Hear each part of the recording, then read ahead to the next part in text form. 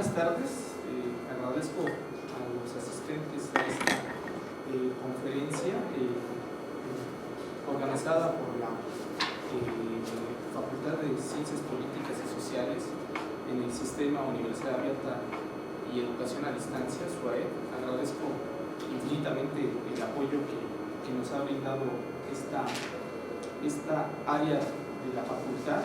También me gustaría agradecer al maestro Otón Camacho Olín, a la maestra Lourdes Durán, por su infinito apoyo que nos ha brindado hasta el día de hoy. Bueno, esta conferencia titulada Las autoridades electorales en el 2012, movimientos sociales y partidos políticos, forma parte de un ciclo de conferencias titulado Reflexiones sobre el proceso electoral en México 2012.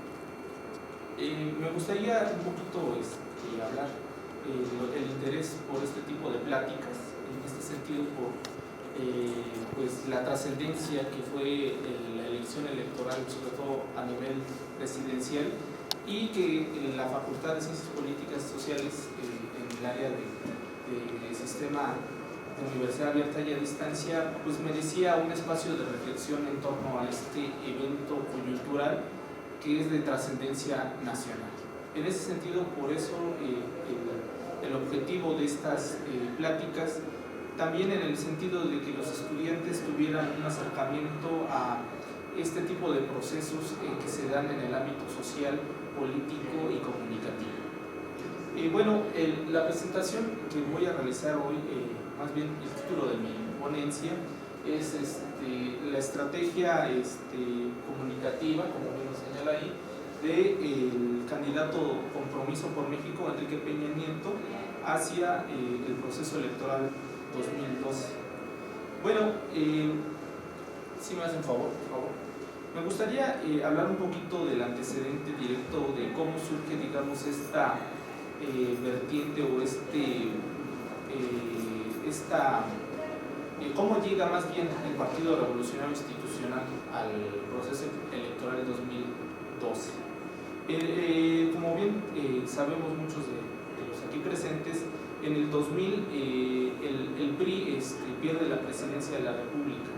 El candidato Francisco Labastida, que era quien representaba en ese momento al PRI, pierde los comicios electorales y por tanto también el Partido Revolucionario Institucional, después de 71 años de estar en el poder, en este caso en la presidencia, pues pierde los comicios frente al partido Acción Nacional.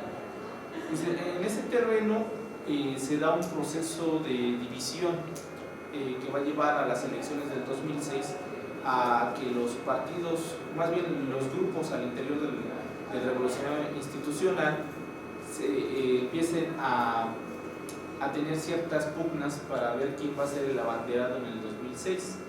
Como bien aquí apunto, en esta imagen se ve a un grupo de políticos con una trayectoria amplia y algunos exgobernadores, entre ellos Arturo Montiel, que forman un frente titulado Todos Unidos en contra de Madrazo, que era otro de los aspirantes a la candidatura del PRI para el 2006. El famoso TUCOM surge en ese sentido. Pero, ¿por qué se da esa división?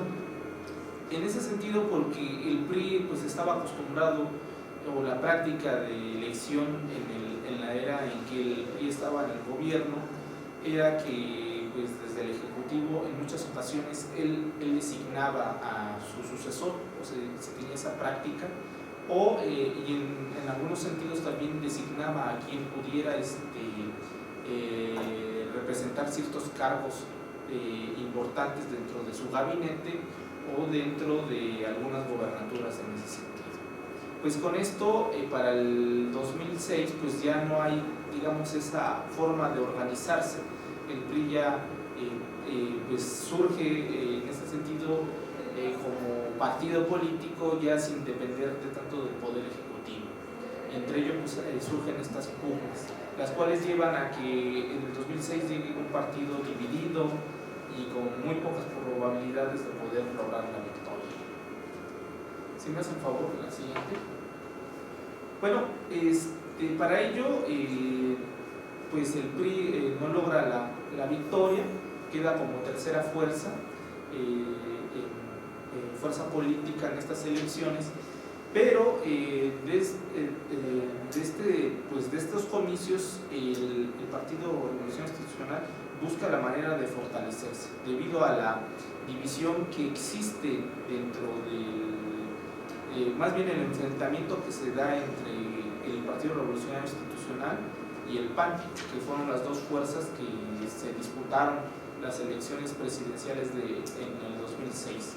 Por ello, pues el PRI se abstiene de entrar a esa batalla, busca no desgastarse con su figura, y ante ello surge la figura de en ese momento el gobernador del Estado de México, que es Enrique Peña Nieto. Enrique Peña Nieto, como bien algunos de ustedes también ya saben, fue en su momento candidato, más bien diputado local por esta entidad, y posteriormente buscaría la gobernatura para el Estado de México. Pero ¿cómo surge esa imagen o cómo se construye la imagen de Peña Nieto? Pues principalmente por el cobijo o el apoyo que le da el grupo Atlacomulco, y en este caso a Arturo Montiel, que era en ese momento el gobernador del Estado de México. Surge desde esa figura o bajo esa figura y empieza a destacar, digamos, en el ámbito político. Ante ello, pues se trabaja su imagen de Peña Nieto y empieza a sobresalir. Se ve un candidato distinto, o se trata de crear una imagen distinta, fresca, de la que comúnmente se catalogaba al PRI, ¿no? De la vieja tradición, ¿no? del famoso dinosaurio, en ese sentido. Pues bueno, en ese sentido surge esta figura, y para la pugna más bien para la selección o la precampaña para el 2005, la candidatura, llega el momento, si me hacen favor, la siguiente por favor, pues Peña Nieto llega como candidato único, es el único que se registra como candidato oficial, pese a que en el 2004 ya había varios grupos, varios individuos interesados en ser el candidato del PRI a la gobernatura. Pues, el 14 de enero Peña Nieto es el único que se registra como candidato oficial y llega como virtual favorito, porque tiene el cobijo en ese sentido de Arturo Montiel, el gobernador. Bueno, pues para el 2005 él logra la victoria por casi 49% con 49% de los votos, pese a que había un efecto en ese momento en la política, que era la del jefe de gobierno del Distrito Federal, Andrés Manuel López Obrador, quien en ese momento tenía gran popularidad y quien también consideraban que con el cobijo de él, en ese momento la candidata para la gobernatura del Estado de México por parte del PRD, Jacob Polensky, tendría un poquito más de posibilidades de ganar los comicios, cosa que no sucedió. Queda como segunda fuerza el PRD y el PAN queda hasta tercera fuerza. Si me hacen favor, la siguiente, pues bueno, Peña Nieto logra la victoria como candidato como gobernador en el Estado de México. ¿Y cuál fue su principal fuerza o cuál es su principal virtud que busca Peña Nieto difundir en los distintos medios de comunicación? Pues es los compromisos que suscribió, para ser exacto 608 compromisos que suscribió como precandidato a la candidatura al Estado de México, y él impulsa desde los medios de comunicación la difusión de estos compromisos. Aquí pongo en pantalla algunos, cada vez que Peña Nieto lograba, digamos, 50, 100, 200, hasta llegar a 600, 608, pues había una campaña mediática a través de spots, entrevistas, desplegados en la prensa, etcétera, etcétera. Pues esta fue su principal ariete para canalizar, digamos, engrandecer la popularidad de este candidato. Si me hace el favor, la siguiente. Pues con ello, como aquí bien señalo, mediáticamente Peña Nieto empieza a impulsarse lo que sería para a futuro su precandidatura a la presidencia de México. Aquí hace tiene una gran presencia, principalmente en uno de los medios de comunicación, que es el más importante en México, que es Televisa. Aquí pongo imagen cuando Peña Nieto es invitado por el noticiero de Joaquín López Dóriga, que es uno de los más vistos por parte de la sociedad mexicana, cuando lo invita para su compromiso número 100, en ese sentido. Como vemos, pues hubo una cobertura mediática importante de la candidatura, de la gestión de gobierno de Enrique Peña Nieto. Si me hace el favor, así. ¿Qué hicieron los estrategas, aparte de esto, de la promoción de los compromisos? Pues Peña Nieto empezó a incrustarse en sectores que comúnmente eran vistos o eran espacios para la política mexicana. Se inyectan una serie de mensajes en revistas de entretenimiento, en revistas de deportes, en medios poco tradicionales para el ejercicio político. Ante ello, pues empieza a focalizar esta imagen en grupos que por lo regular no estaban interesados en la política o estaban poco alejados de la política. Con ello, pues la imagen de este político empezó a tener un gran impulso. Como vemos aquí en pantalla, yo pongo algunas revistas que a raíz de del noviazgo con una de las de Angélica Rivera y Enrique Peña Nieto, el cual se da justamente en el 2009, pues fue tema en diferentes medios de entretenimiento o del espectáculo. Yo recuerdo muchas veces a Pati Chapoy en su programa Ventaneando aludir a la figura o al candidato o a la relación que sostiene con esta artista, que en ese momento era la artista del momento por una novela que estaba transmitiendo Televisa. En ese sentido, pues estos espacios son ocupados por el político. Algunos teóricos manejan este tipo de mensajes, los catalogan como propaganda integrada, en la cual, como bien sabemos, con la reforma del 2007, pues ya no puede aparecer en este caso el gobernador o el político difundiendo las obras de gobierno que ejerciera durante su gestión. Para ello, el gobierno del Estado de México pues se auxilia en este caso de Angélica Rivera como imagen que promocionara los compromisos que se lograran durante su gestión en el Estado de México. Pues aquí yo señalo este apartado, y los estrategas pues apuntaron muy bien y se introdujeron este mensaje, la imagen del candidato en ese sentido. Si me hace favor la siguiente. Bueno, pues aquí yo señalo el vínculo que hay entre Televisa y Enrique Peña Nieto. Como ya señalé, con la reforma del 2007-2008, pues ya se prohíbe como tal la contratación de tiempo por parte de los partidos políticos en tiempo aire en los medios de comunicación para la difusión de propaganda política o para la difusión de propaganda de carácter gubernamental. Ante ello, pues Televisa y TV Azteca y los medios de comunicación en general pues pierden pues grandes cantidades de dinero, las cuales son similares en materia de publicidad a las que genera un evento como un mundial o como unas olimpiadas. En ese sentido, pues vemos que este tipo de eventos pues ya no, Televisa pierde estos ingresos y con ello pues impulsan una ira en contra de los medios en contra de los principales impulsores de esta reforma electoral y con ella también contra el Instituto Federal Electoral.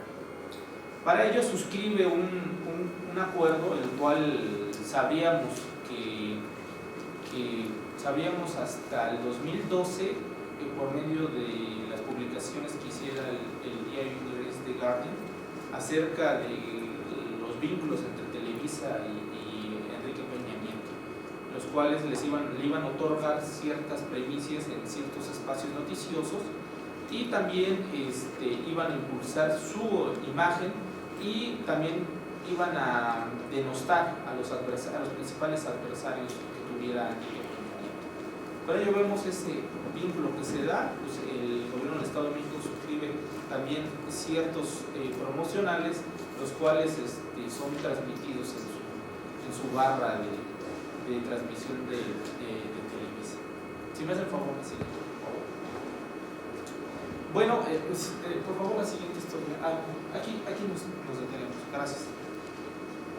¿Cómo llega Enrique Peña Nieto en el 2011? Pues ya prácticamente Peña Nieto ya por todos es sabido que va a ser el candidato del PRI, no hay nadie que se le interponga.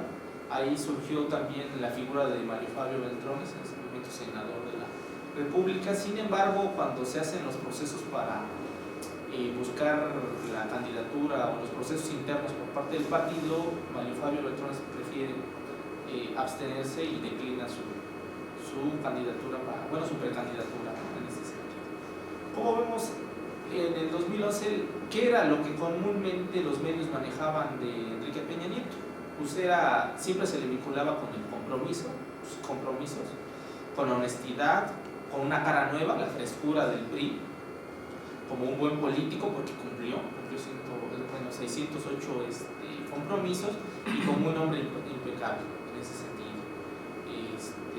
Se manejó esta imagen y las distintas encuestas que en ese momento se habían ya publicado desde el 2008-2009, pues siempre lo ponían a una ventaja de más de 10, 15 puntos de su más cercano contendiente.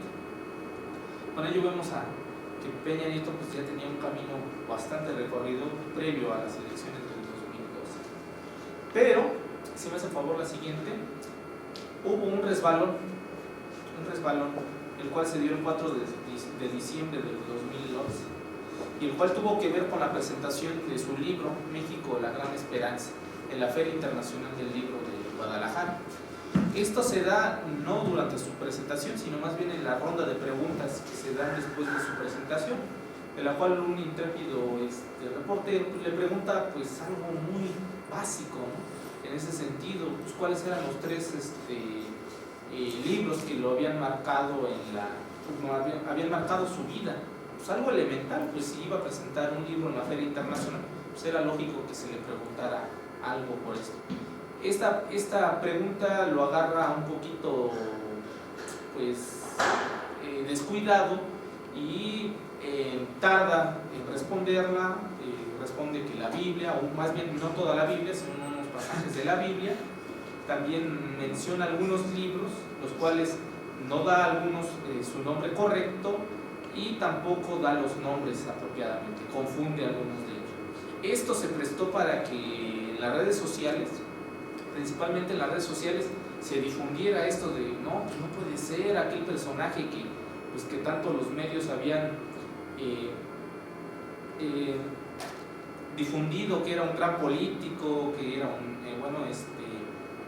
era una persona muy preparada, pues no podía ni siquiera decir 3 libros, lo cual pues era grave, ¿no? Más por el lugar donde acudía y porque todas las encuestas en ese momento lo daban como el virtual ganador. Si fueran ese 4 de diciembre hubieran sido las elecciones, siempre hubiera sido el presidente de México, todavía peor. O sea, era pues una falta muy grave para en ese momento para el que era el futuro candidato del PRI. Y todavía esto pues se refrescó aún más por el hashtag librería Peña Nieto, el cual pues con el tiempo también, a las horas se generó un trend topic mundial, o sea, ya era comentado en todo el mundo, pero curiosamente desapareció a las horas de haber ocurrido este altercado o este tropiezo de Peña, lo cual pues también llamó mucho más la atención de la sociedad. Pero hubo otro factor que todavía alimentó más este tropiezo, que fue la intervención de Paulina Peña, la hija de Peña Nieto, la cual, voy a leer textualmente lo que publicó en su cuenta de Twitter. Dice: un saludo a toda la bola de, no voy a decirlo, que forman parte de la prole y solo critican a quien envidian. Este comentario generó todavía más revuelo dentro de las redes sociales y propició que los medios de comunicación, principalmente la prensa y algunos programas de radio, pues el lunes indudablemente comentaran esta noticia. Algunos medios de televisión, principalmente, nada más dijeron de un pequeño resbalón, pero no lo tomaron más allá. Con ello vemos que pues ya en diciembre de 2011 pues le pegaron en un flanco que no esperaba Peña Nieto y se tenía que cuidar para lo que sería su carrera para las campañas electorales. ¿Sí me hacen favor la siguiente? Con ello vemos que inician las campañas electorales el 30 de marzo. El equipo de Peña Nieto considera importante iniciar su campaña política en Guadalajara. Por supuesto, un lugar donde había tenido, Guadalajara representaba en ese momento varias cosas, principalmente donde se había tropezado, quería remendar su error, y era en ese momento una cuna panista. El gobernador en ese momento era de extracción panista, y como bien sabemos, el gobierno o el presidente de la República era de extracción panista. Con ello, el PRI tenía que Peña Nieto tenía que mostrar una prueba de fuerza, qué tanto podía movilizar en este lugar. Inicia su campaña bajo una, era cubierto por muchos medios, se hizo especial, a las 12 de la noche que ya empezaban las campañas, pues se cubrió casi por todos los medios de televisión, parecía como si hubiera venido el Papa o como si hubiera venido un mandatario muy importante, como si hubiera venido Obama, en ese momento el presidente de los Estados Unidos, y se cubrió de esta forma, ¿no? Como si fuera un mensaje inclusive del presidente, ¿no? Se enlazaron los medios de comunicación. Con ello, pues empieza este largo camino para EPN para llegar a la presidencia de México. Y pues bajo ese escenario, pues si me hace favor la siguiente, yo me gustaría centrarme en los mensajes que el candidato vertiera durante su primera etapa como candidato ya a la presidencia. En este sentido, la primera etapa que vemos, si le damos por favor al primero, traigo aquí algunos mensajes, los cuales vamos a analizar. Por favor, le damos clic. ¿No corre?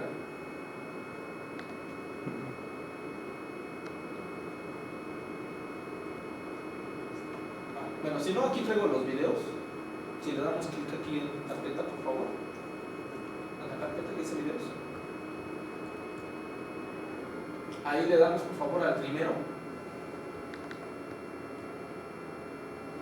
y si le prendemos las bocinas que están apagadas, perdóname. Bueno, le damos clic ahí, por favor. Pensé que no fue a correr, pero bueno, no importa, venimos preparados para esto. La Ciudad de México es espectacular. Aquí está el primero de ellos. Y si no tiene todo el reconocimiento internacional que merece, se debe a los enormes contrastes y carencias que todavía vemos en sus calles. Yo creo que lo primero que hay que hacer aquí es comprometerse con todos sus habitantes y no solo con unos cuantos. Como presidente de México, trabajaré para que nadie se quede sin la oportunidad de tener un buen presente y un futuro prometedor. Este es mi compromiso y tú sabes que voy a cumplir. Así lo haré con esta gran ciudad y con todo México. Como vemos en este mensaje, me gustaría ver el siguiente para ya entrar al análisis. El 2, por favor, Héctor. Este está bien, está bien. Si le damos play, por favor.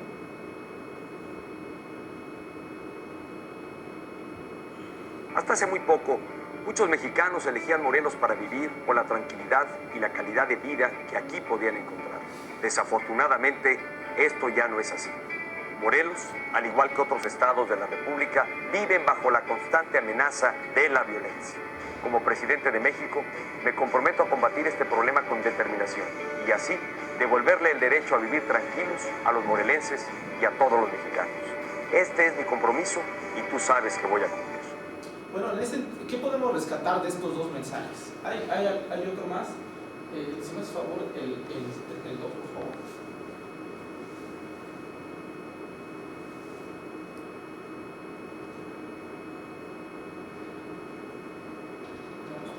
Aquí en Baja California inicia este muro que marca la frontera entre México y Estados Unidos. Un muro que representa la dolorosa realidad de miles de mexicanos obligados a dejar su país en busca de una vida mejor, aunque la arriesguen en el camino. Por eso, como presidente de México, me comprometo a crear oportunidades de empleo y calidad de vida de este lado de la frontera, ya que los derechos de todos los mexicanos se respeten dentro y fuera de nuestro país. Este es mi compromiso y desde aquí te aseguro que lo voy a cumplir. Bueno, de estos tres mensajes, ¿qué podemos rescatar? Primero, la idea del compromiso. El lema de campaña de Peña Nieto desde que fue gobernador del Estado de México fue los compromisos, 608 compromisos. Su lema de la coalición, o más bien cómo se llamaba la coalición del compromiso por México.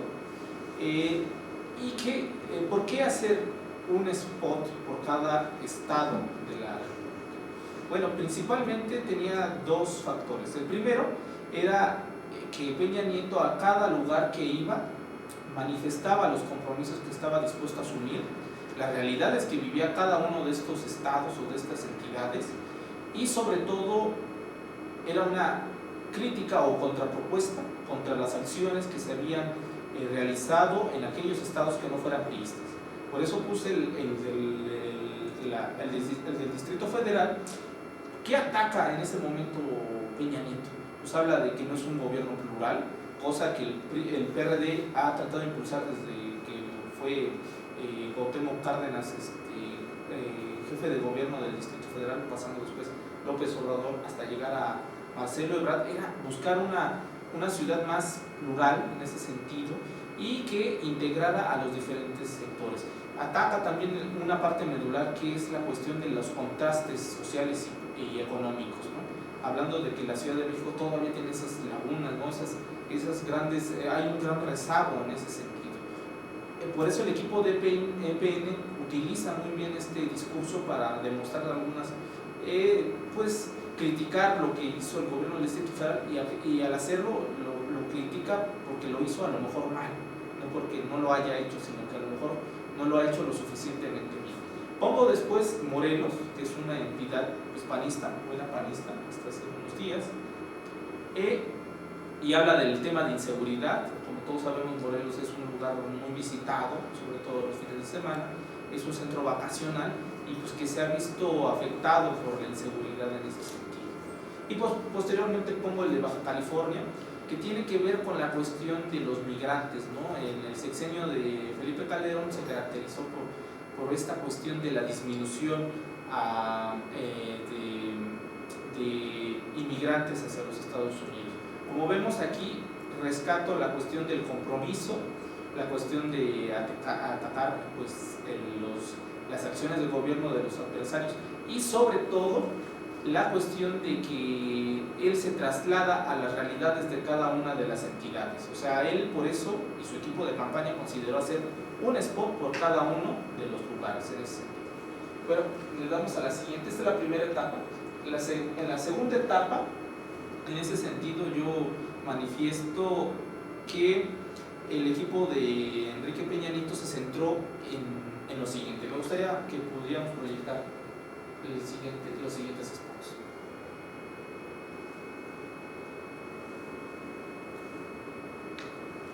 Como gobernador, Enrique Peña Nieto se comprometió con más de 600 compromisos y cumplió. Tan solo en educación, se construyeron 3 universidades politécnicas y 4 unidades de la Universidad Autónoma. Se inauguró la Universidad Mexiquense del Bicentenario con 22 planteles en todo el estado. Y se crearon 209 preparatorias y bachilleratos. Sí, para mejorar la vida de la gente, los números cuentan. Ahora, su compromiso es con la educación de todo México. Y sabes que lo voy a cumplir. Por favor.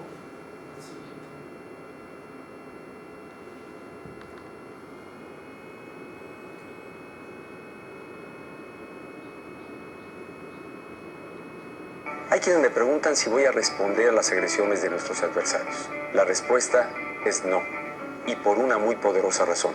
Las agresiones en campañas políticas dividen a las sociedades. La guerra sucia de hace 6 años nos separó. Provocó pleitos aún dentro de las mismas familias.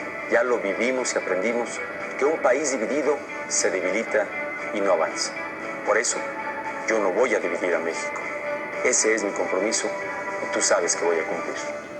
Bueno, con esos dos, en esta segunda etapa de la campaña, voy a un poquito hablar del contexto.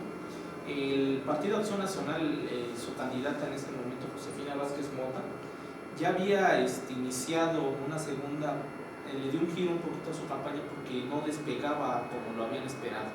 Para ello, inicia con una ofensiva, una campaña más ríspida, más dura, en contra del líder en ese momento de los sondeos, que es Enrique Peña Nieto. En ese sentido, pues inicia con una campaña negativa en contra de este candidato, y por lo tanto el equipo de campaña de Peña Nieto decide, como ya lo escuchamos y lo vimos en sus dos mensajes, primero reafirmar sus compromisos, porque el centro de la campaña negativa en contra de Enrique Peña Nieto fue de que él no cumplía los compromisos que tanto había pregonado o había enunciado. En ese sentido, pues el equipo de campaña decide no meterse tanto a hacer más ríspido el discurso, lo maneja de una manera más pues se puede decir elegante, en el sentido de que le da una respuesta, pero lo hace de una forma menos agresiva. Con ello busca que el candidato tenga una tesitura, tenga una imagen que ciertamente no se debe de desmoronar por la campaña negativa, y para ello ofrece estos spots en los cuales ya también agrega una página de internet que es Enrique sí cumplió, o si no me falla la memoria, y en la cual podía la gente consultar todos los 608 compromisos y percatarse de que sí había cumplido los compromisos y no era falso lo que decían sus adversarios. En ello vemos en esta segunda etapa pues esta contraofensiva, ¿no? La respuesta que sí da a esta campaña que se da. La siguiente, por favor. La tercera etapa que se da por parte del equipo de Peña Nieto y del mismo candidato. Si podemos, por favor. No, el 6, no, el 7, por favor.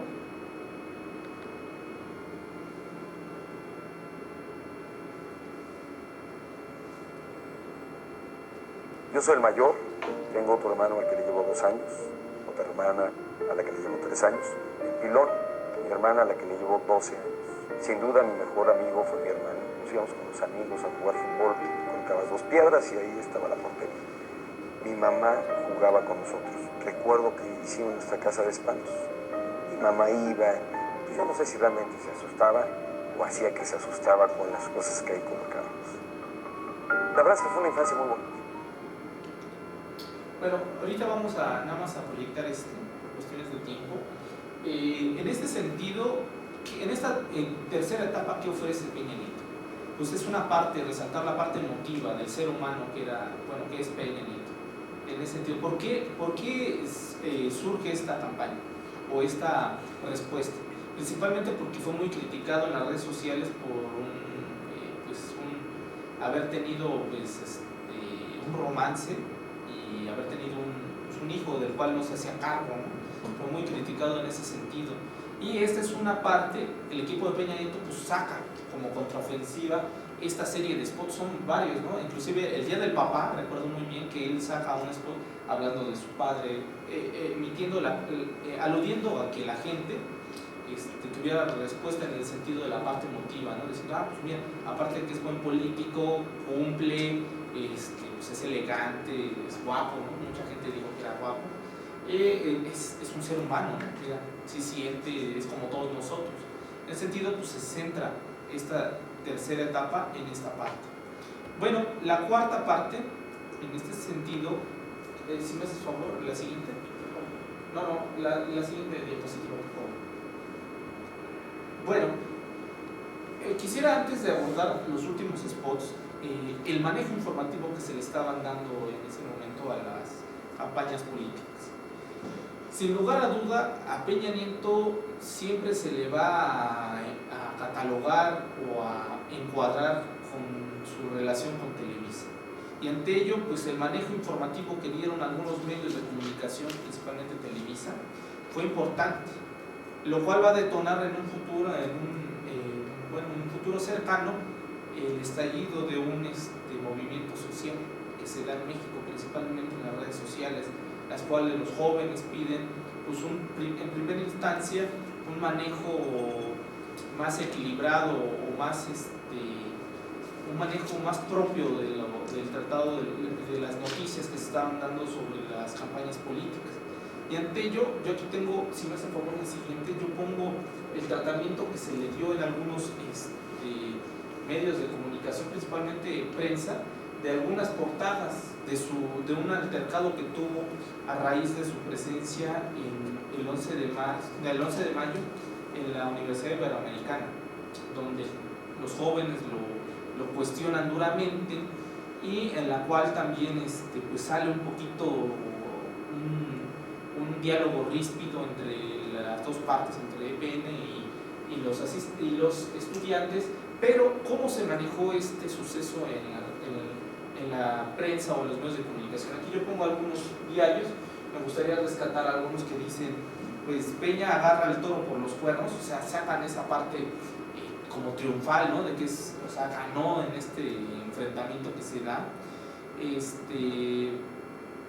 O sea, vean las portadas de algunos de los medios, dice éxito de Peña en Ibero pese al intento orquestado del boicot. Ahí tachan a los estudiantes de ser atareados, de simpatizar con un candidato, con un grupo, con una forma de pensamiento. Como vemos aquí, pues en este sentido pues estalla este movimiento en las redes sociales, y para ello la cuarta parte, si me hacen favor la siguiente, bueno, nos regresamos más bien a la cuarta, dos láminas antes, por favor. Esta. Aquí ya el lenguaje, si podemos ver los spots, por favor,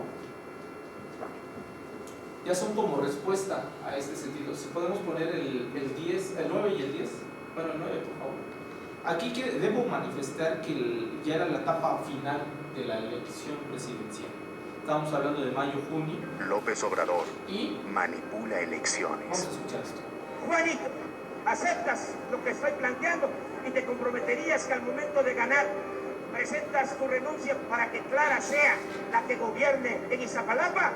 López Obrador se burla de la democracia. La delegación va a estar gobernada por el PT. No, va a estar gobernada por Clara y por el PRD. ¿Te queda claro eso? ¿Esto quieres para México? Tú decides.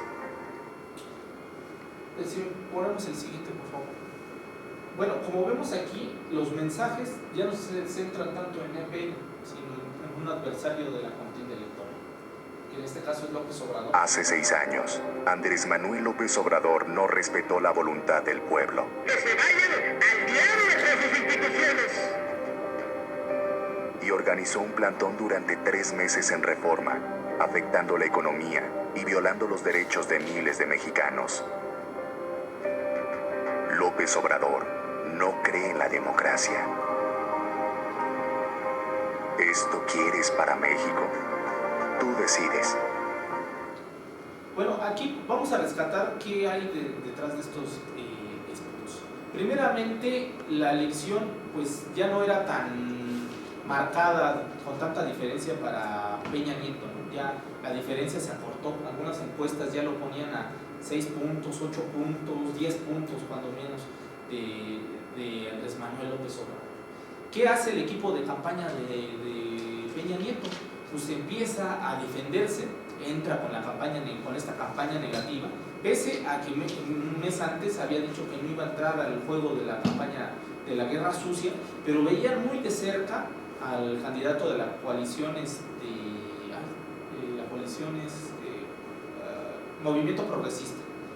En ese sentido, lo ven muy cerca, y aparte el movimiento 132 pues empieza a crecer, empiezan a haber marchas en contra de EPN. No se había dado, por lo regular las marchas eran en contra del presidente, de las acciones del presidente, pero nunca contra un candidato a la presidencia.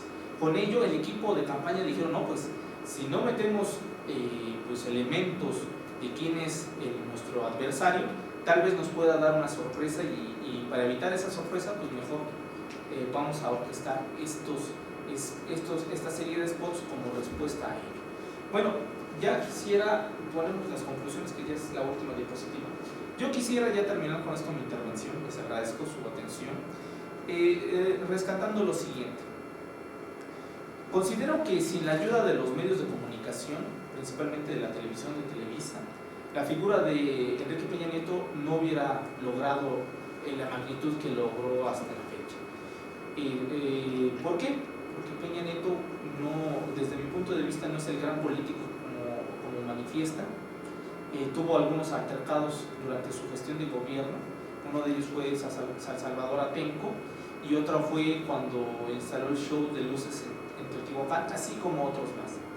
Como tal, no es el gran político como los medios manifestaron, y como tal también vemos que algunas de las acciones que se orquestaron desde los medios de comunicación, las encuestas, los spots, las entrevistas, simplemente fueron más, como bien señalé como el título de la conferencia, una estrategia.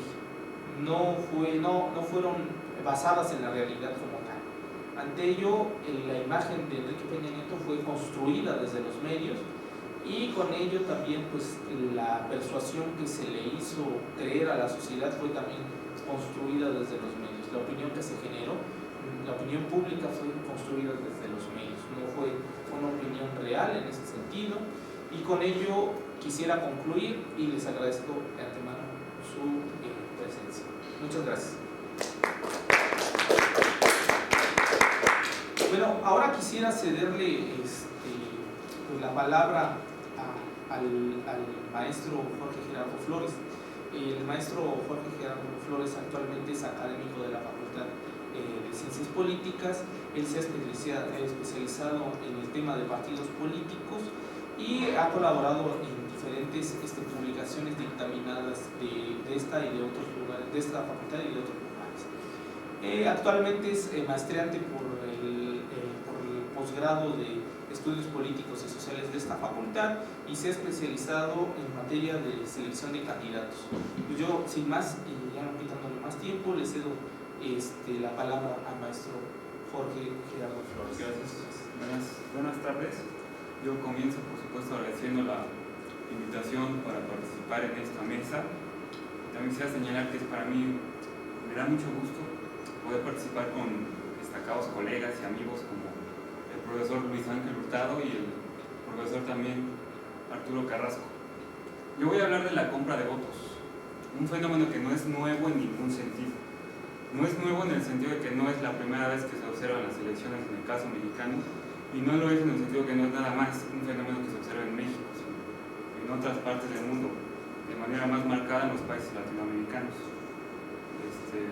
Bueno, durante las pasadas elecciones pudimos observar una serie de conductas por parte de distintos actores políticos que violaron, digamos, los principios constitucionales de libertad y autenticidad que, de acuerdo con nuestra Carta Magna, deben de establecerse en los procesos electorales. Puedo mencionar, por ejemplo, la adquisición encubierta de tiempos en radio y televisión, el uso indebido de encuestas como medio de propaganda electoral, o el financiamiento encubierto y por supuesto la compra de votos. Yo ya lo dije, me voy a enfocar nada más en la compra de votos debido a cuestiones de tiempo, y quizá en otra ocasión pueda abordar los otros temas. Primero, de acuerdo con un ejercicio de observación electoral practicado por la organización Alianza Cívica, en el 21% de las casillas de todo el país se violó la secrecía del sufragio. Presumimos que se viola la secrecía del sufragio con la intención de poder tener elementos para comprar el voto. La principal irregularidad de esta elección fue la presencia de niños que acompañaban a votar a diferentes electores, los llamados niños halcones. También se observó el ya clásico toma de fotografías de la boleta electoral, o simplemente los electores mostraban a alguna persona su boleta tachada antes de ingresarla a la urna, ¿no? De acuerdo con el mismo informe de esta organización, en un 71% esta presión favoreció al PRI, en el 17% fue a favor del PAN, del 9% a favor del PRD y del 3% a favor del Partido Nueva Alianza. Es decir, no es una práctica que nada más utilice un partido, pero es cierto que al PRI le benefició de manera más marcada, más contundente. Este hecho, por supuesto, es un hecho lamentable porque vicia de origen el sentido que tiene el sufragio. Es un hecho conocido y bastante estudiado por varios académicos, una gran cantidad de académicos en este país y en otros, que el México fue a través de un lento y accidentado camino que se llegó a la construcción de reglas e instituciones razonablemente confiables, gracias a las cuales hoy podemos decir que es el voto de los ciudadanos lo que determina qué individuos ejercerán el poder público. Vale la pena señalar que en los sistemas democráticos todos los ciudadanos tienen el mismo derecho de participar en los asuntos públicos, y es en las elecciones en donde se concretiza la idea de autodeterminación, principio democrático, principal principio democrático, pues son los ciudadanos quienes, en términos de igualdad, un voto por cada uno, deciden quiénes son los que tomarán las decisiones públicas. Al vender su voto, el ciudadano renuncia a formar parte de las decisiones colectivas y abandona su calidad de ciudadano para convertirse o quedarse como un simple súbdito. ¿Cuáles son las razones por las que se observa esto? Yo considero que son tres. El primero, por la extrema pobreza del país. El segundo, por la carencia de una cultura política democrática. Y la tercera, porque los partidos políticos se benefician de esta actividad. Los partidos saben que así se pueden ganar las elecciones, no se castiga la compra de votos. Primero, según datos del Consejo Nacional de Evaluación de la Política de Desarrollo Social, el Coneval, el 46.2% de los mexicanos se encuentran en situación de pobreza y el 10.4% en situación de pobreza extrema. Es una realidad en nuestro país. Si estás preocupado por tu supervivencia diaria, si no sabes qué vas a comer tú y tu familia el día de mañana, vender tu voto se convierte más en una decisión racional que en una decisión frívola, en una necesidad más que en simplemente la intención de vender el voto porque no te interesan los asuntos públicos. Eso en primer lugar. En segundo, también hay que señalar además que hay un buen número de mexicanos que no se encuentran en esta situación, pero que les da lo mismo, digamos, no les interesa la política. Y si vender el voto les brinda algún tipo de beneficio inmediato, no tendrían ningún reparo en hacerlo, porque realmente les da lo mismo quién ocupe los cargos públicos. Como lo muestran los resultados de la última encuesta nacional realizada por el Instituto de Investigaciones Jurídicas de la UNAM, el 49% de los mexicanos señalan que no les interesan los asuntos que se discuten en el Congreso. Si no les interesan los asuntos públicos, es lógico suponer que no les preocupe quién ocupe los cargos de representación. Les da lo mismo, insisto en esta idea. Y si yo vendo mi voto ahorita, me van a dar una tarjeta Soriana, pues no tengo ningún reparo en hacerlo. De todos modos, después de las elecciones yo no me involucro en la política en ningún sentido, ¿no? Finalmente, la tercera razón por la que ocurre esto es porque así se ganan las elecciones. Para los partidos políticos, comprar votos otorga una ventaja que, en el remoto caso de que se castigara, no pone en riesgo la victoria electoral. Desde 1990 la compra de votos es un delito electoral, que de acuerdo con el Código Penal Federal, artículo 403, se castiga con una multa de 10 a 100 días de salario y con prisión de 6 meses a 3 años. No obstante, al respecto hay que decir algunas cosas. Primero, se trata de un delito que difícilmente se castiga. En el informe correspondiente al mes de julio, el mes de la elección de 2012, la FEPADE señala haber iniciado 105 averiguaciones previas en todo el país por posibles infracciones al artículo 403, entre otras cosas por compra de votos. La entidad en la que más averiguaciones previas por ese delito se iniciaron fue el Distrito Federal, con 15. En el Estado de México se iniciaron 10. Me gustaría destacar el caso del Estado de México. En el Estado de México acudieron a votar el 1 de julio casi 7 millones de personas. Sabemos, todos lo pudimos observar, que la compra de votos fue un fenómeno generalizado. Y únicamente en todo el Estado de México se iniciaron 10 averiguaciones previas por este delito. No se castiga territorialmente. Habría que señalar además que aún falta que la FEPADE determine si se inicia un proceso de acción penal, si se ejerce acción penal o si se declara, digamos, improcedente tal actividad. Es decir, en todo el Estado de México se inician esas averiguaciones previas y falta determinar si se castiga o no. Muy probablemente no se va a castigar por falta de elementos, como ocurre. Este delito, además, difícilmente se castiga por la dificultad de probarlo. Es cierto que la FEPADE, al depender del Ministerio Público, que depende a su vez del ejecutivo, no tiene autonomía real, es muy ineficiente y que incluso los propios titulares de la FEPADE se han quejado por la falta de actualización de los delitos electorales para poder atender este delito. Pero también hay que señalar que es difícil probarlo por la naturaleza misma del delito. No basta con señalar que alguien intentó comprar votos, hay que tener pruebas, pues se pone en riesgo la libertad de los acusados. Está el principio de presunción de inocencia siempre.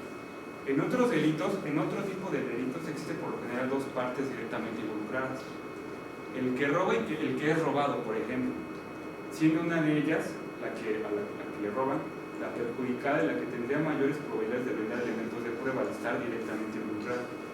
En la compra de votos, por el contrario, las dos partes directamente involucradas, el que vende y el que compra el voto, se benefician. El que vende el voto pues, obtiene su tarjeta Soriana, ¿no? Por ejemplo, y el que compra el voto pues tiene apoyos para su candidato.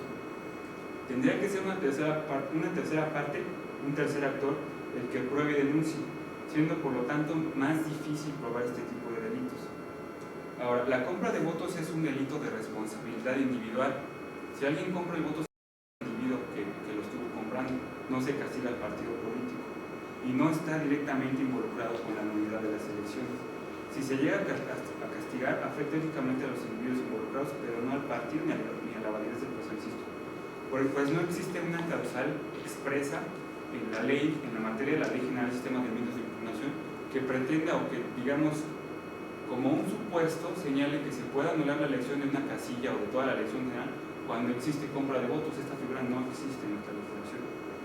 La única vía para invalidar una elección por compra de votos se encuentra en una posible decisión judicial que estime que este hecho viola de manera grave y determinante los principios constitucionales de elecciones libres y auténticas. Hipótesis realmente poco probable, de nueva cuenta, por una parte por la dificultad de probarlo y por digamos, los criterios de los últimos años que ha tenido el tribunal, pretendiendo validar las elecciones a pesar de las irregularidades que se pueden observar en las elecciones. Y ahora, para combatir la compra de votos, habría que combatir sus causas. Yo señalé tres causas: la pobreza, la poca cultura o la escasa cultura política democrática y la impunidad en este tipo de delitos con respecto a la validez de los procesos. Pero obviamente para combatir la pobreza hay una discusión en términos de política pública. Sabemos que se tienen que aplicar políticas públicas efectivas. Discutir esto excede los objetivos de esta mesa y yo realmente me declaro incompetente para poder discutirlo con claridad. Lo que sí puedo señalar es que mientras no se combata la pobreza extrema, no podremos enfrentar con efectividad este tipo de delitos, porque en muchas ocasiones es una realidad de una buena parte de los mexicanos. Comprar el voto significa más una necesidad en términos de supervivencia diaria que una decisión frívola. Ahora, la segunda causa, la poca cultura política democrática. Necesitamos reforzar la educación cívica, porque una democracia, lo sabemos todos, se ha dicho muchas veces en muchos espacios, no funciona sin demócratas, sin ciudadanos. Ciudadanos en el sentido sociológico, no tanto jurídico del término. Ciudadanos, individuos realmente involucrados con su país y que pretenden participar en las decisiones públicas. Sin ese tipo de individuos, de nueva cuenta, se seguirá comprando el voto en este país, ¿no? Ahora, la tercera cuestión, porque así se ganan las elecciones. Aquí me gustaría hacer una propuesta. Para comprar el voto, en primer lugar, hay que violar la secrecía del sufragio. Yo propongo cambiar, o digamos, establecer la violación a la secrecía del sufragio como una causalidad de nulidad en una elección, en una casilla. Combatamos esto. Propongo establecer que la violación a la secrecía del sufragio sea causal de nulidad de la votación, primero de casillas y después, como lo establece la propia ley, en el 20% de las casillas se actualiza esta cuestión, pues toda la elección en general. ¿Cómo se viola la secrecía del sufragio? Y esto lo digo porque se pretende combatir la compra de votos, pero ya señalé las causas por las que considero que es muy difícil atender esta cuestión. Para comprar el voto, primero hay que violar la secrecía del sufragio. Si realmente nadie sabe, no puede tener elementos que le permitan determinar sin duda, sin algún tipo de duda razonable por quién votaste, pues entonces no tiene caso vender el sufragio. No se puede vender el sufragio si no hay claridad por el voto, ¿no? Esto se hace, ya lo dije, por ejemplo, con los niños en las mamparas de votación o con la fotografía. ¿no? Yo propongo que combatamos esto señalando que en las mamparas de votación no se permitan ni las cámaras fotográficas ni la presencia de niños. Esto en realidad no es una cuestión que parece muy simple, pero que no se quiso hacer en la pasada elección y que no está en la legislación.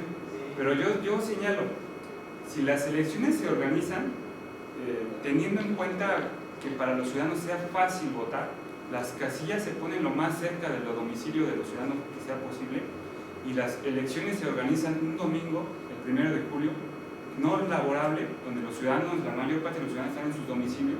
No veo por qué no se puede establecer que se prohíba que se lleven cámaras fotográficas y que se prohíba que los niños estén en las mamparas. Si tú tienes que llevar a tu niño, pues déjalo a un lado de la mampara en lo que tú emites tu sufragio. Realmente yo creo que eso es una cuestión muy simple que debería estar en la legislación mexicana para combatir para digamos, garantizar la secrecía del sufragio, evitar en la medida de lo posible la compra de votos y garantizar elecciones libres y auténticas. Con esto termino y agradezco mucho su atención. Agradezco al maestro Jorge Gerardo Flores su presentación, y ahora le cedo la palabra al maestro Arturo Carrasco. Bueno, el maestro Arturo Carrasco es egresado de la licenciatura en Ciencia Política por esta facultad. También cursó en el programa de posgrado la maestría en Estudios Políticos y Sociales en esta misma facultad. Actualmente es académico por la Universidad Tecnológica de México, y también ha sido maestro de esta distinguida facultad.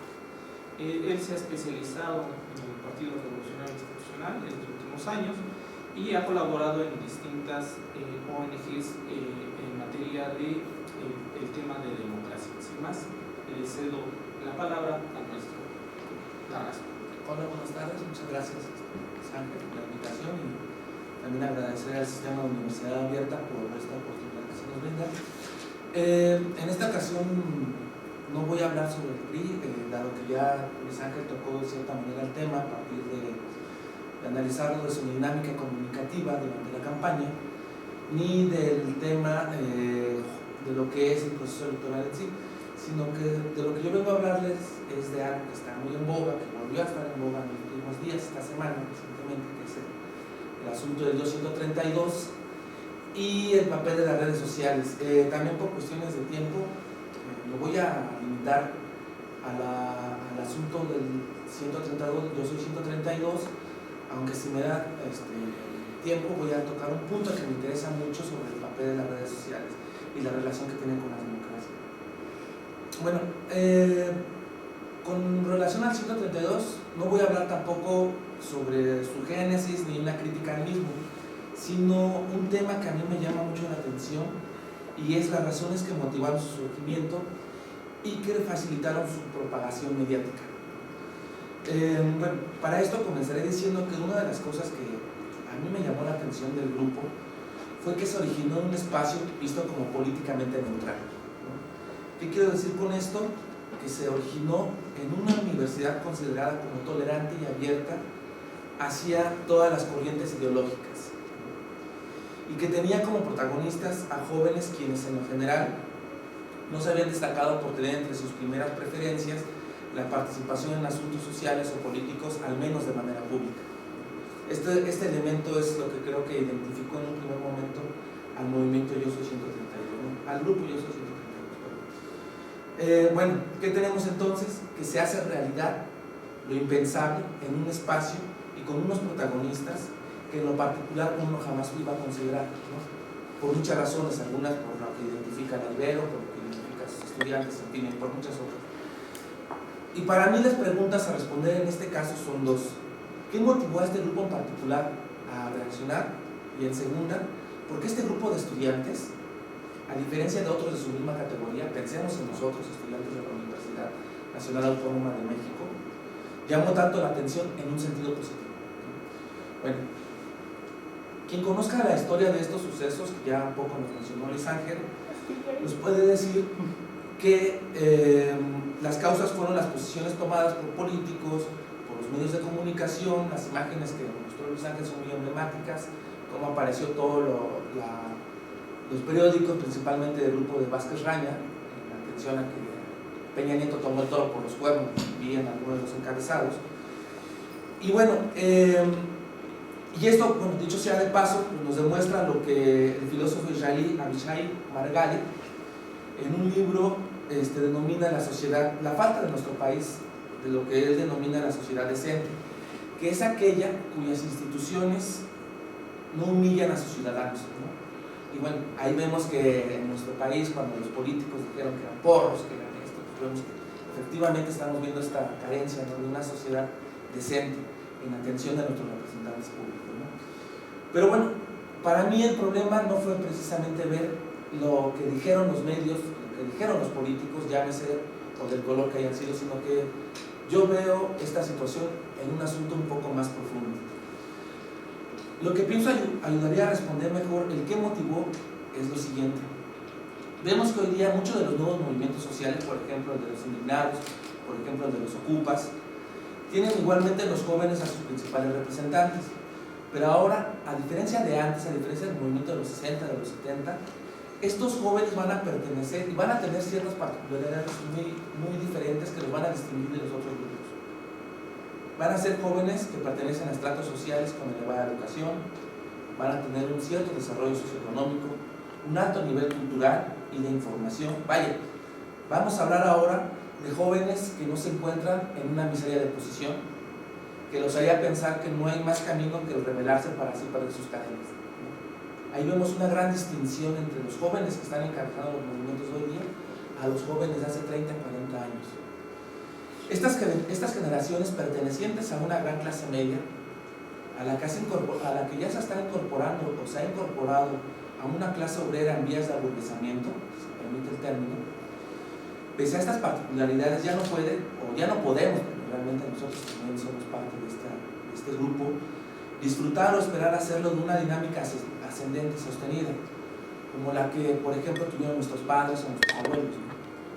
Sino que ahora nos encontramos ante una crisis en donde la distribución de beneficios ya no se da como en antaño, lo que ha generado, en términos de Robert Castell, un ascenso de las incertidumbres en varios campos de nuestra vida. La incertidumbre ya se encuentra presente en nuestra vida hoy día y ya no solamente se encuentra en términos de qué voy a hacer mañana, laboralmente hablando, sino también en términos de salud, también en términos culturales, en términos incluso hasta nuestra vida individual de pareja, ya no sé. Bueno, esta incertidumbre que antes era vista como parte de ciertas clases, por ejemplo, las familias pobres, como decía bien Jorge, se preguntaban ¿qué voy a comer mañana? ¿No? Esta no era una duda que tenían las clases acomodadas, las clases medias, ya la tienen hoy día, ¿no? Ya se presentan en estas nuevas clases. Y hoy día ya se ha rebasado este viejo esquema que la distinción salarial había marcado, ¿no? Al punto de que esta distinción ya se va a presentar dentro de un mismo grupo. Lo que Jean-Paul Fitoussi y Pierre Sabanon, dos sociólogos franceses, en su libro La nueva era de las desigualdades, denominan desigualdades intracategoriales, es decir, que dentro de una misma categoría, por ejemplo, los ricos, por así decirlo, va a haber ya desigualdades. Ya no vamos a hablar de que los ricos son todos ricos de la misma forma, ¿no? Sino que hay más ricos, menos ricos, con diferentes gustos, con diferentes formas de vida, ¿no? Lo que significa que lo que les decía, ¿no?, que esta incertidumbre sobre la vida ya no va a ser propia de los sectores económicamente más bajos, sino que ya va a estar presente dentro de todos los sectores sociales, dentro de todas las clases sociales.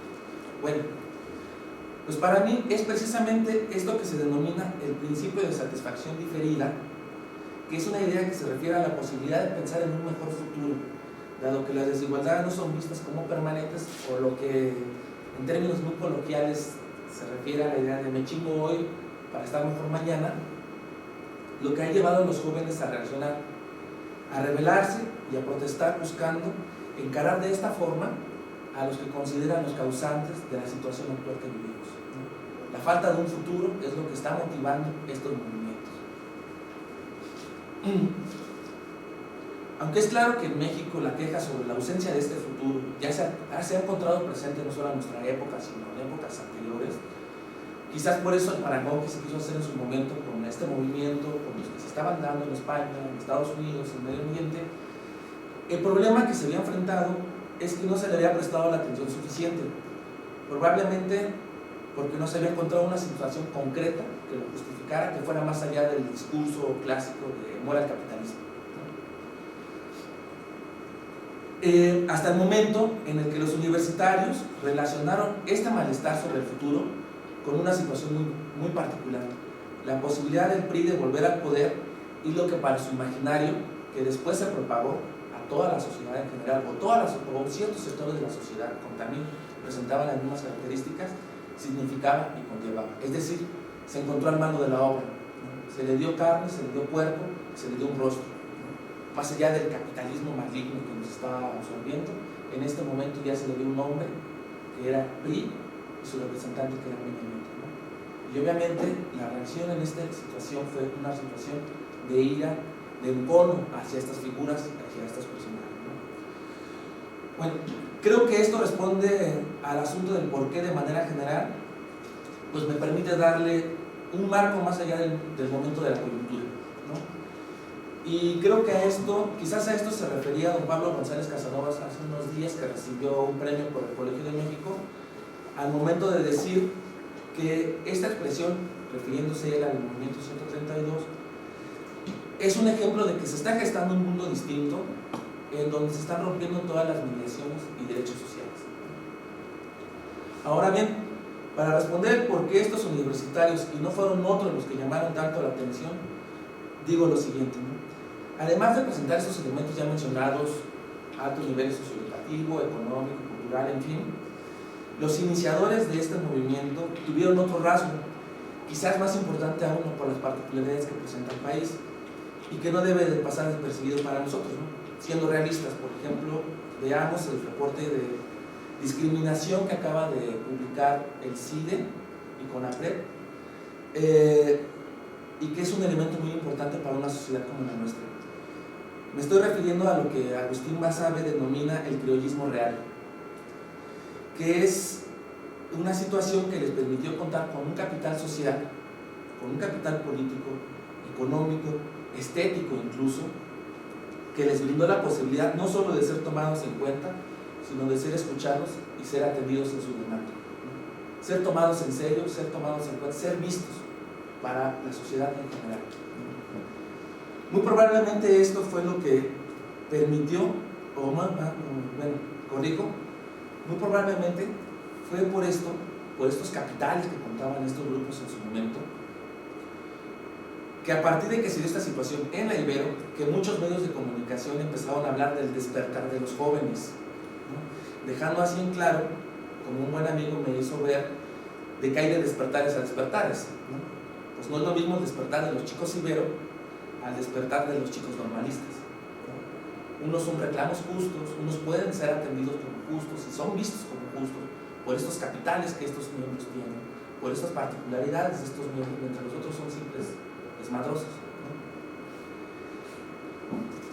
Esta situación, por supuesto, no pasó desapercibida por los mismos integrantes del grupo, y como ejemplo los remito a la nota que se publicó el día 19 de septiembre en el sitio web de Animal Político, que se denominó La democracia de Yo Soy 132, que fue escrito por Gisela Pérez de Hacha, que es estudiante del ITAM, y quien ahora conduce, o va a conducir el día de mañana, el programa Sin Filtro en Foro TV, ¿no? U otro ejemplo, vean dentro de todo este conglomerado social, dentro de todos estos grupos que integraron el movimiento, qué rasgos presentan los que se volvieron los elementos más visibles y cómo se les tiene socialmente vistos, tanto en las redes como en la discusión en general, y compárenlo con la visión que se tenía con aquellos representantes del movimiento de 1999 del CGH. Y hagamos esta distinción que se tiene entre uno y otro.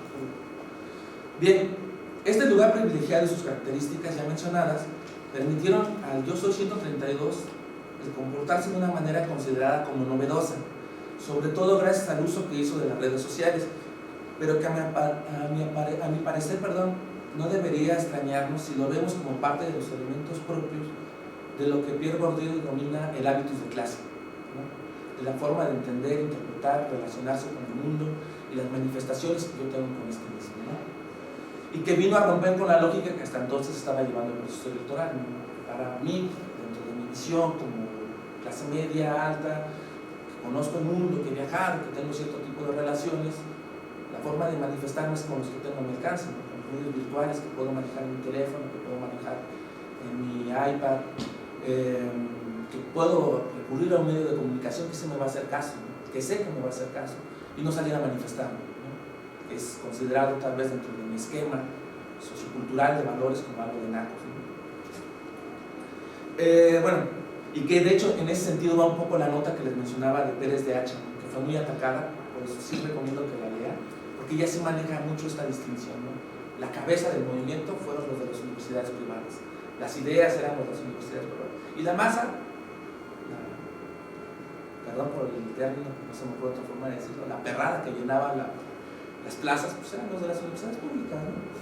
Y así es como básicamente lo está manejando, y así por eso considero que este elemento, el capital político y el capital que estos personajes manejaban, de lo que decía el croyismo real que denomina Agustín Basabe, fue muy interesante para este grupo, ¿no? Bueno, este reconocimiento de capitales, ya para concluir sobre el tema, además de la coyuntura que se presentó, serán lo que a mi parecer los elementos que van a facilitar su propagación, pues le van a dar al grupo de lo que teóricamente se denomina la estructura de oportunidades políticas. Es decir, el grupo aprovechando su capital, la coyuntura en la que se encontraba, que es de encono, que es de ira, y que se identificó al malo de la película, en ese discurso tan simple de buenos contra los malos, del pobre contra el rico, o bueno, tal vez no fue el discurso más bien del débil en contra del fuerte. Lo que permitió que se abrieran las estructuras de las oportunidades políticas, esto es, las dimensiones consistentes, pero no necesariamente formales, permanentes o racionales del entorno político, que fomentaron la acción colectiva para mostrar las debilidades del sistema, así como la oportunidad de sumar aliados. Las debilidades se mostraron, ¿no? O se quisieron mostrar diciendo que era un sistema autoritario, diciendo que era un sistema cerrado, un sistema elitista, y esto que pues, permitió sumar aliados a la causa que se estaba caminando, ¿no? De cierta manera. También se sirvió el movimiento, aprovechando esto, lo que denominaba el hábitus de clase, de lo que dentro de este mismo enfoque teórico de las estructuras de oportunidades políticas se va a denominar la conexión con el tiempo mundial, es decir, la coincidencia con determinados momentos favorables, y esto lo hicieron en dos sentidos a mi forma de ver. Por un lado, se aprovechó la situación de cansancio que se había manifestado en contra de las condiciones estructurales que se vivían en este momento, ¿no? Tanto del gobierno federal como las condiciones que se percibían a nivel global. Y por el otro, se aprovechó de muy buena forma la aparición de mecanismos de comunicación que permitieron la propagación masiva de la información a una velocidad que los medios convencionales no podían cubrir. Los medios virtuales iban un paso adelante de lo que podían proponer los medios tradicionales, ¿no? Bueno, entonces veo que el grupo, a mi forma de entender, va a tener esta particularidad, va a ser un grupo que se va a identificar por los valores que maneja, por la forma que tiene de entender el mundo y por sus elementos que lo va a distinguir de otros sectores de la sociedad, ¿no? Lo que decía educación, cultura, pero en el caso particular del inicio, de los iniciadores, algo que les va a permitir destacar y ser bien vistos en la sociedad va a ser estos elementos de capital, los capitales con los que contamos, ¿no? Los repito así nada, o los enuncio nada más: capital estético, capital social, capital político, capital económico, que les permitió salir adelante, ¿no? Y bueno, ya para concluir, ahora hablando de los medios, de las redes virtuales, me gustaría nada más traía aquí algunos elementos positivos y negativos sobre los mismos que yo considero, pero me gustaría mencionar dos negativos nada más, rápidamente. El primero negativo es, se habla mucho a favor de las redes, ¿no? Porque permiten un manejo cualitativo y demás, pero aquí yo me remito al uso que le damos a Internet, ¿no? De acuerdo a un reciente estudio del Tecnológico de Monterrey y del World Internet Project, nos dicen que en México hay alrededor de 55 millones de usuarios de las redes. Es un número grande, tomando en cuenta cómo ha ido incrementándose en los últimos años. Bueno, pero la cuestión es cómo utilizamos, para qué utilizamos las redes. De acuerdo al INEGI, el empleo que le damos a las redes son tres principalmente: como una herramienta de trabajo, como una herramienta de entretenimiento y como una herramienta de comunicación. De estos tres usos, el que más se emplea es el de entretenimiento, ¿no? ¿A qué nos lleva esto? Esto nos lleva a confirmar la idea de Giovanni Sartori, en el sentido de que a Internet nos acercamos cuando ya tenemos una formación con la televisión, lo que hace que en su uso repitamos los patrones adquiridos en ella. ¿Qué quiere decir esto? Que en Internet nos acercamos a buscar mecanismos para acercarnos a nuestros hobbies de entretenimiento. No buscamos información, no buscamos aprender. Si buscamos aprender, hoy día, así siga aumentando el empleo de la red, vamos a seguir recurriendo a los libros, vamos a seguir recurriendo a otras fuentes de información, porque Internet no necesariamente ese es el empleo que vamos a ver, ¿no? Por esta razón, aunque en las redes sociales podamos encontrar opiniones muy diversas sobre diversas cuestiones, la mayoría no van a ser sobre la cosa pública, sino sobre asuntos de naturaleza pública, deportes, artistas, música, en fin, ¿no? Lo que poco va a contribuir a los fines de la democracia y a su fortalecimiento. Pues, nos gusta o no, son opiniones que son irrelevantes para el fortalecimiento democrático o de la cultura democrática, como mencionaba Jorge. Y otro asunto que me parece interesante, y con esto concluyo, sobre el uso de las redes, que es un elemento negativo de las mismas en forma de ver, es qué información se ofrece y cómo se ofrece.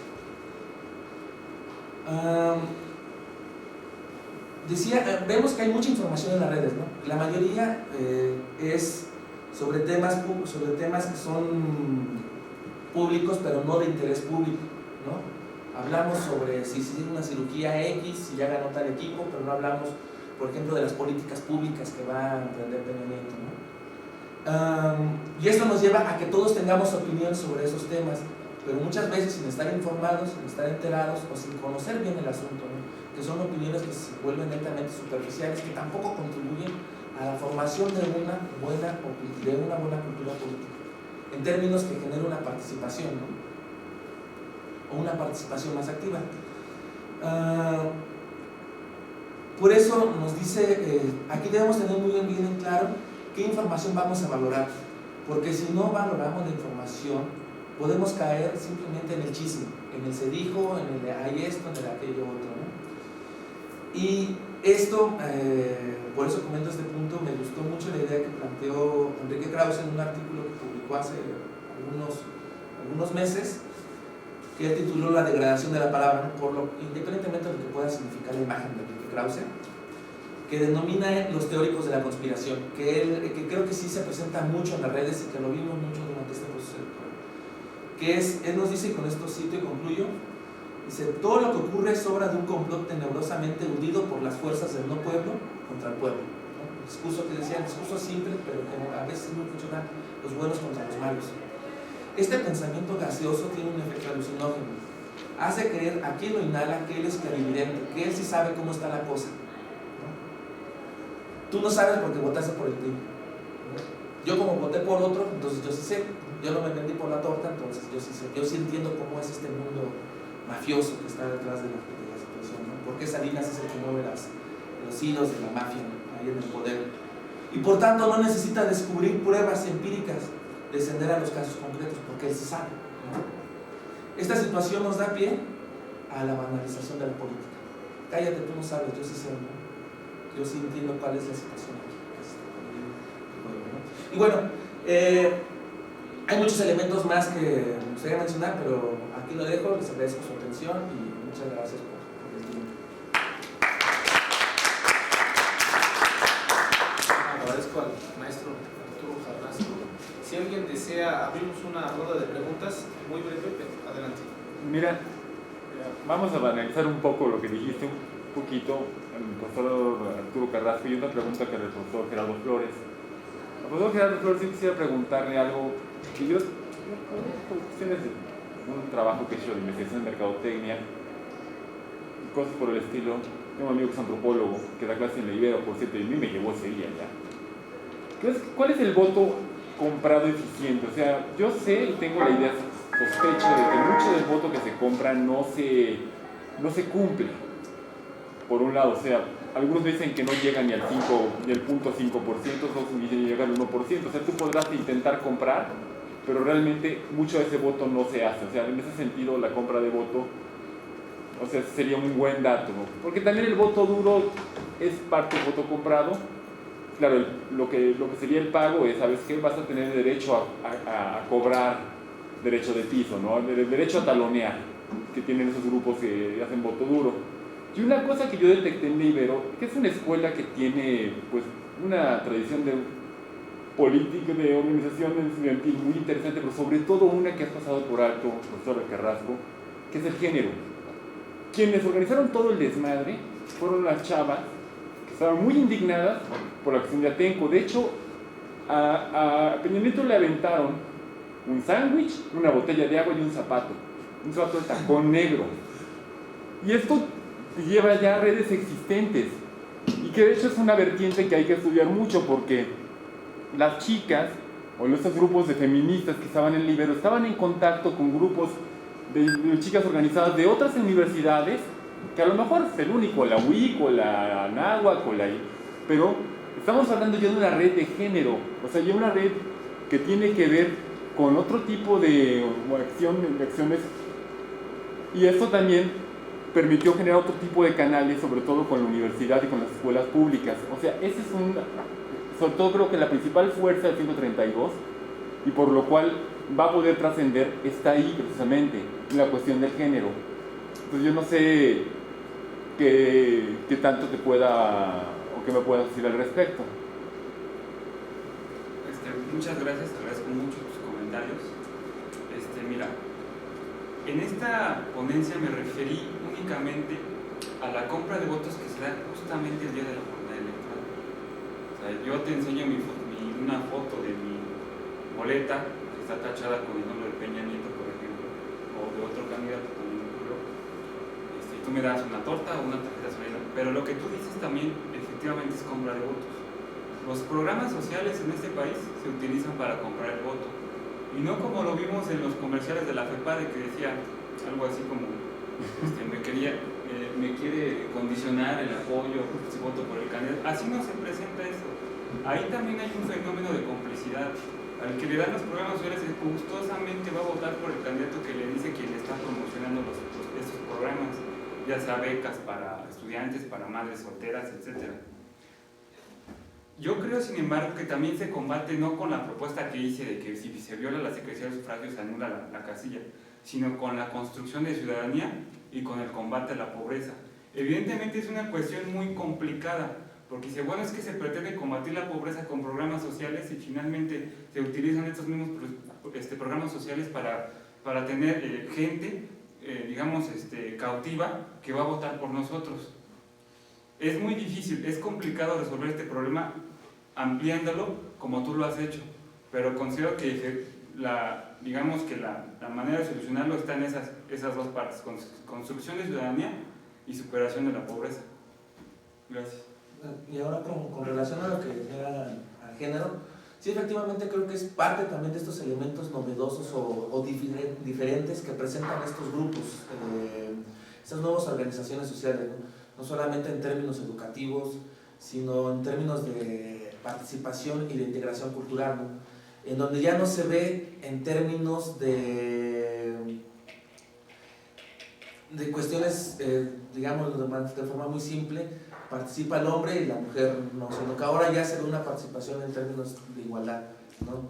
Ya no importa si eres hombre, si eres mujer, si tienes otros gustos, si eres lo que sea, sino lo que está importando aquí son los valores o los elementos que tú estés defendiendo, ¿no? Independientemente del género que tengas. Aunque yo creo que lo que sí hace una distinción en una sociedad al menos como la nuestra todavía son los elementos de clase, ¿no? Sí se matiza todavía, creo que eso mucho, por lo que decía, ¿no? Se hablaba, los medios decían, qué bueno que los jóvenes despertaron, qué bueno que los chavos están haciendo esto, ¿no? Pero si lo vemos en términos llanos, lo mismo pasó en 99, aunque en la huelga del 99 ya venía de tiempo atrás, que de cierta forma chocó con el proceso electoral en 2000, pero en ese momento eran los grupos radicales, los estudiantes que no quieren hacer nada, ¿no? Y aquí en esta situación en específico, yo creo que sí un elemento que permitió el brillo en su primera etapa del 132 fue en dónde se originó y las particularidades de los grupos que lo presentaban, ¿no?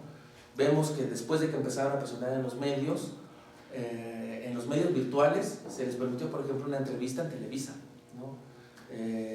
Tuvieron un espacio como de media hora, no recuerdo bien, con Carlos Loret de Mola, ¿no? Que muchos no quisieron tomar esta situación, no hacían mención a que eran chicos universitarios de una universidad con ciertas particularidades, ¿no? Pero que es algo que es presente y que estaba, creo, ¿no?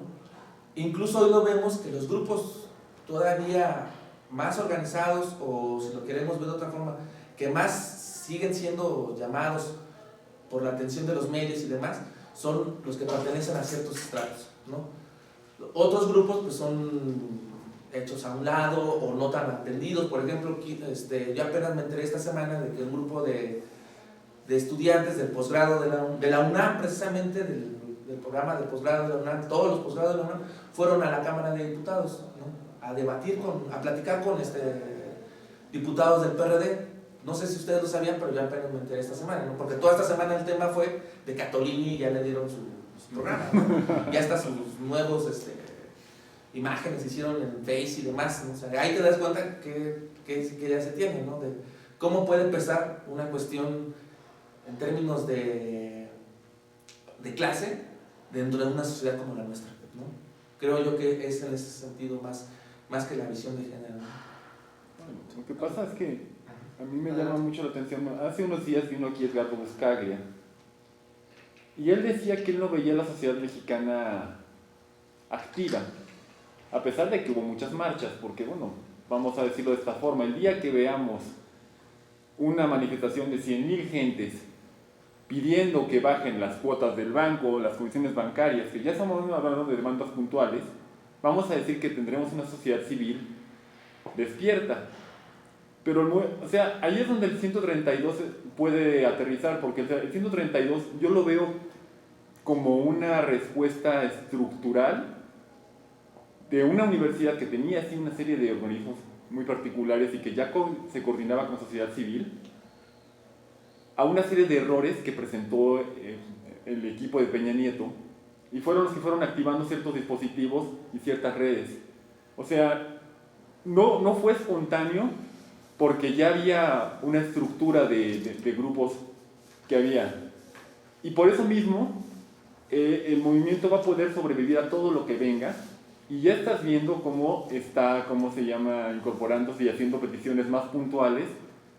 Y esto, pues, a lo mejor ya cuando llegue Peña Nieto y tome el poder y se ponga la banda, baje un poco el activismo, pero empezaremos a ver un poco. Digo, yo me conformo con ver 10,000, 20,000 gentes haciendo una demanda puntual, aterrizada, no sé, contra transgénicos o contra lo que sea, Y, cosas que perjudican a la sociedad, pero que tú ya veas a la sociedad civil apoyada por estos grupos de estudiantes. O sea, porque lo que nos decía Buscaglia es que en Colombia no fue Álvaro Uribe. El problema en Colombia fue la sociedad civil, la sociedad civil con un montón, con marchas de 100,000 gentes atrás. Eso fue lo que empezaron a generar los cambios y que dispararon todo lo que ocurrió en Colombia. Y en México de alguna manera ya tenemos un buen principio. Y que incluso con todas las fallas y con todas las cosas que caracterizan los movimientos sociales, está dándose. Pues, ¿alguna otra pregunta? Yo, más que nada es como lo que pasa es que estoy trabajando un pequeño ensayo, no muy largo, sobre por qué yo pienso, bueno, más bien, por qué ganó López Obrador, ¿no? Acerca de esto y bueno, yo inicio más o menos con el tema de los tapados del PRI, de aquella época donde no se conocía bien quién iba a ser el próximo candidato a la presidencia de los Estados Unidos mexicanos, y que ahora todo eso ha cambiado, ¿no? Ahora ya hasta se anticipan años antes de hecho, como ahorita ya se están anticipando, por ejemplo, el PRAT, alguno que otro candidato para las elecciones del 2018, y todo eso ha cambiado. Pero volviendo a esto de que por qué siento que López Obrador ganó, no fue porque haya ganado las elecciones, porque de hecho era para que hubiera quedado en un tercer lugar o en un segundo por ahí, apabullado por Enrique Peña Nieto.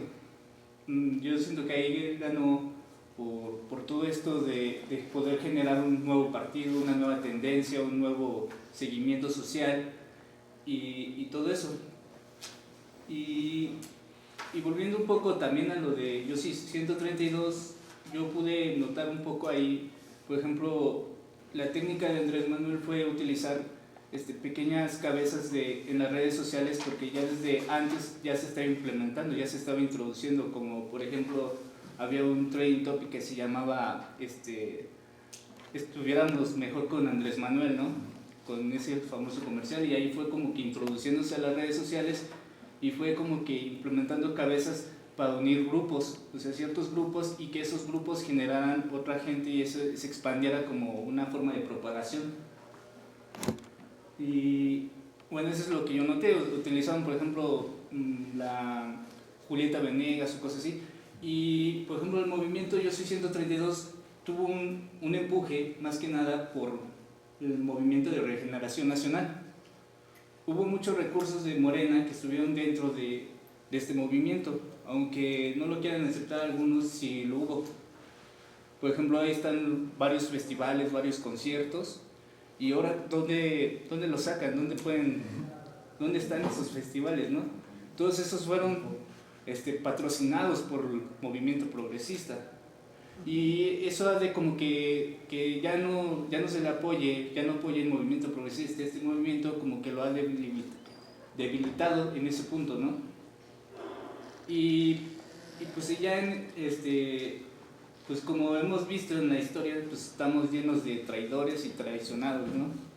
En todos los movimientos, en la revolución, en el movimiento de la independencia, y pues sí, como dice aquí el compañero, pues sí, como que en que el movimiento no nada más sea el discurso político, que no nada más sea la palabra hablada, sino que tenga un movimiento que empiece a tomar acciones. Está como que el caso de Michoacán tiene esa vocación de hacer algo, pero no tiene el discurso, ¿no? Y pues por ahí no sé si esté mal o esté bien, porque también me refiero un poquito a lo que en el 2006 tenemos a un país, casi un PRI a la mitad del territorio, y un PRD y un PAN con la otra mitad.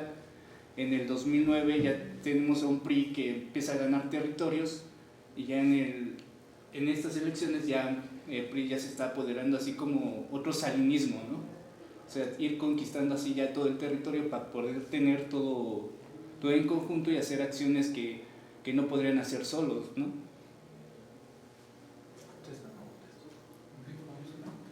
Bueno, creo que lo que bien señalas, ciertamente en estas elecciones el que ganó, como tú bien señalas, capital político fue Andrés Manuel López Obrador, porque cuando inició el proceso electoral, como todos recordamos, él se encontraba en la tercera posición. Nadie daba un voto porque López Obrador remontara como lo remontó. Todo el mundo pensaba que el proceso electoral se iba a centrar entre Josefina Vázquez Mota y Enrique Peña Nieto. Sin embargo, hay diferentes factores que propician que pues Andrés Manuel empiece a retomar fuerza y a ganar ciertos espacios. Tú mencionabas lo de Morena. Morena se trabajó desde hace años, es un trabajo de hace años, y aparte de eso, ver las condiciones que se están viviendo en México, la guerra contra el narcotráfico, un PAN muy desgastado, un presidente de la República que no puede ni siquiera imponer a su candidato. O sea, ese tipo de factores pues intervienen directamente en que Andrés Manuel empiece a ganar cierta simpatía. Mucha gente no compartía con el regreso del PRI, no quería el PRI, pero no querían tampoco que el PAN continuara. pues fueron los que de alguna u otra forma canalizaron y potencializaron a que Andrés Manuel retomara o acortara esa distancia que se generó entre él y Enrique Peña Nieto durante estos años. Porque si no, como bien señalas, si no hubiera habido este avance, pues Peña Nieto ya desde el 2009 se creía que él, bueno, ya se decía que iba a ganar la presidencia de la República. En el 2011 yo señalé ahorita en mi parte de la exposición que ya todas las encuestas le daban una ventaja de entre 10 y 15 puntos. O sea que si no hubieran existido estas coyunturas, pues este proceso electoral pues hubiera aplastado, o sea, hubiera arrasado en este sentido, cosa que no fue del todo. O sea, inclusive todas las encuestas, nada más la de María de las Heras fue la única que se aproximó a los resultados que se dieron en este proceso electoral. Pero bueno, por cuestiones de tiempo, pues ya no es posible más intervenciones, preguntas y respuestas en ese sentido.